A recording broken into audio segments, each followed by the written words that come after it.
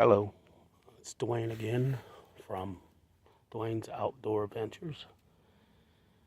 I found scratchings not too far from the roosted tree that I determined.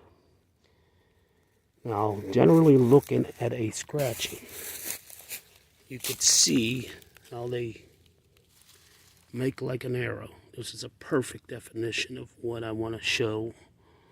And you can see there's seeds, there's nuts from the year before that they look for, along for insects and grub.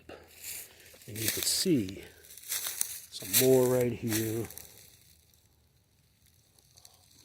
Generally, their droppings are here. But this is telling me that this is right before they fly up to the tree. Again, look at the shape.